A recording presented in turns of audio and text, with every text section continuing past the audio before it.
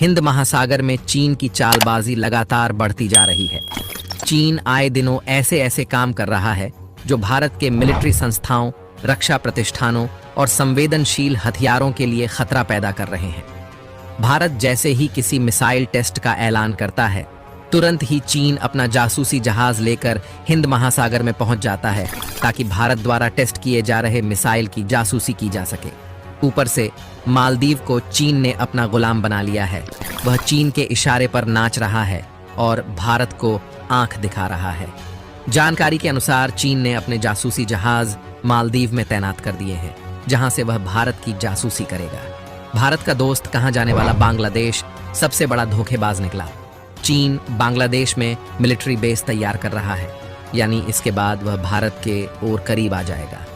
हालांकि अब आपके मन में सवाल चल रहा होगा कि जब हिंद महासागर में इतना कुछ हो रहा है तो भारत क्या कर रहा है। हिंद महासागर में चीन को लेकर भारत की तैयारी कैसी है? तो दोस्तों, हिंद महासागर में चीन को ठोकने के लिए भारत युद्ध स्तर पर तैयारी कर रहा है। भारतीय नौसेना के पास जीतने भी हथियार मौजूद हैं। उनको हिंद महासागर में तैनात किया गया है। भारत ने अपने खतरनाक पनडुब्बी INS करंज को श्रीलंका में तैनात कर दिया है। INS संध्या को हिंद महासागर में उतार दिया है। भारत के पास जितने डिस्ट्रॉयर मौजूद है उनको ब्रह्मोस और बराक मिसाइलों से लैस किया जा रहा है। लेकिन सबसे बड़ी बात, पिछली सरकारों द्वारा की गई गलती को युद्ध स्तर पर पाटने का काम किया जा रहा है। क्योंकि 1990 के दशक में जब चीन अपने नौसैनिक शक्ति को ताबड़तोड़ तरीके से बढ़ा रहा था, तब भारत की तत्कालीन सरकार सो रही थी। इसको लेकर एक कहावत भी है कि जब रोम जल रहा था तब नीरो बांसुरी बजा रहा था। मोदी सरकार ने 2014 के बाद भारतीय नौसेना की ताकत में अप्रत्याशित वृद्धि की है। देश के दूसरे एयरक्राफ्ट करियर INS विक्रांत जैसे हथियारों को नौसेना में शामिल किया गया है, लेकिन अभी भी बहुत कुछ किया जाना बाकी है और इसको लेकर युद्ध स्तर पर काम चल रहा है।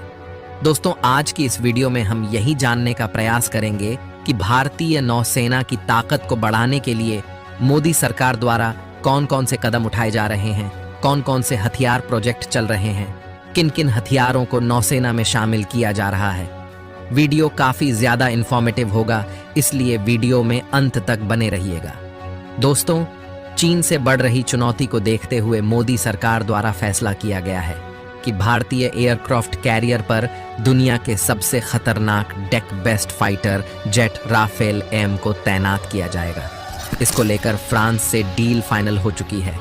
अगर बात करें राफेल M की खासियत की, तो इस फाइटर जेट का वजन सिर्फ 15,000 किलोग्राम है, यानी ये हल्का multi role combat fighter jet है।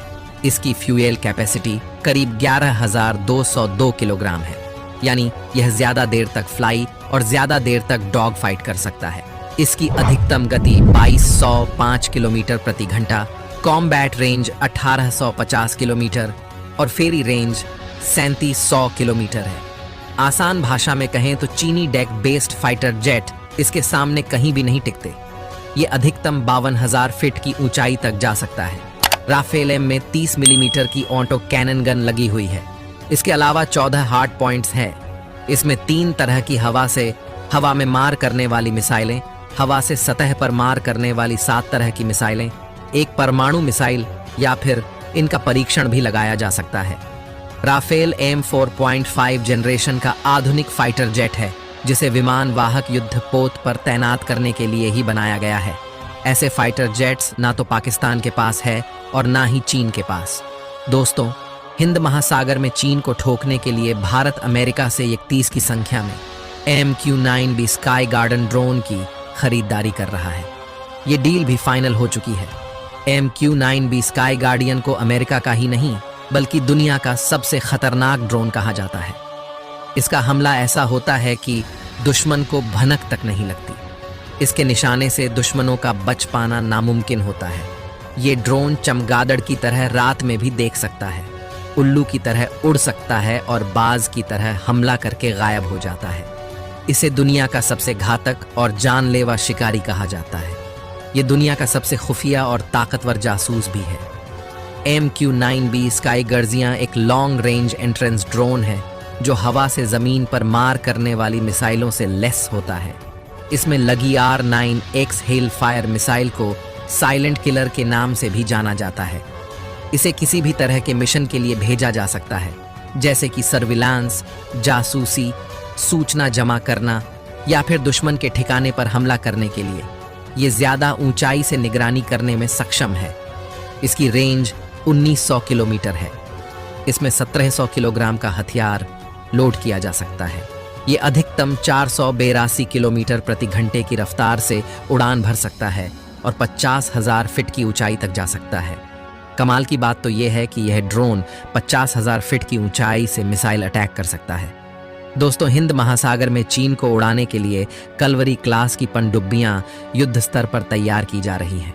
यह पनडुब्बियां सतह विरोधी युद्ध, पनडुब्बी रोधी युद्ध, खुफिया जानकारी जमा करना, समुद्र में बारूदी सुरंग बिछाना, क्षेत्र की निगरानी जैसे काम कर सकती है। पनडुब्बी को ऑपरेशन के समय हर परिस्थिति में संचालित करने के लिए डिजाइन किया गया है। इसकी लंबाई लगभग 221 फीट, बीन 20 फीट और ऊंचाई 40 फीट है। इसके अलावा 360 बैटरी सेल्स हैं।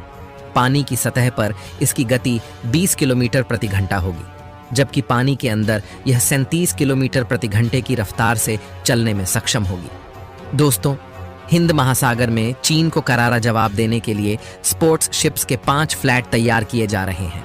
ये असल में युद्ध के दौरान जंगी जहाजों की मदद के लिए बनाए जाते हैं। साथ ही रिफ्यूलिंग और रेस्क्यू जैसे काम में भी इनका इस्तेमाल किया जाता है। इनका डिस्प्लेसमेंट 45,000 टन और लंबाई करीब 758 फीट है। ये समुद्र में अधिकतम 37 किलोमीटर प्रति घंटे की रफ्तार से चल सकते हैं। इनकी रेंज 22,000 किलोमीटर होगी। इस पर एक ध्रुव हेलीकॉप्टर भी तैनात हो सकता है। उम्मीद है कि भारतीय नौसेनाओं को इसकी फ्लीट 2028 तक मिल जाएगी। दोस्तों, हिंद महासागर में चीन का कलेजा निकालने के लिए भारत सरकार ने फैसला किया है कि 3 नए कैडेट ट्रेनिंग शिप बनाए जाएंगे, जिसके जरिए भारतीय नौसेना अपने नए जवानों को विश्व स्तर की ट्रेनिंग दे पाएगी। इन जहाजों के जरिए भारतीय नौसेना के नए जवानों को पता चलेगा कि असल युद्ध की स्थिति में सबके साथ मिलकर कैसे काम करना है और कैसे हिंद महासागर की सुरक्षा करनी है। साथ ही इन जहाजों की मदद से भारतीय नौसेना के जवान और भी ज्यादा नए स्किल के साथ ही उन्हें अपने वातावरण के बारे में भी ज्यादा कुछ सीखने को मिलेगा। दोस्तों, हिंद महासागर में चीन को मुंह तोड़ जवाब देने के लिए भारत सरकार ने फैसला किया है कि 6 NGOPV यानी कि next generation offshore patrol vessel को भारतीय शिपयार्ड से खरीदा जाएगा, जिसकी मदद से न केवल भारतीय अर्थव्यवस्था को फायदा होगा, बल्कि इन ऑफशोर पेट्रोल का इस्तेमाल करके भारतीय नौसेना offshore asset, maritime interception, search and seizure, surveillance mission और माइन वॉरफेयर जैसे ऑपरेशन को अंजाम देने में सक्षम हो जाएगी। दोस्तों, भारतीय नौसेना की ताकत को बढ़ाने के लिए भारत सरकार द्वारा लिया गया अगला फैसला काफी महत्वपूर्ण है, क्योंकि हम सभी जानते हैं कि साल 2019 के बाद से ही भारतीय नौसेना के पास एक भी एक्टिव माइंड स्वीपर नहीं है।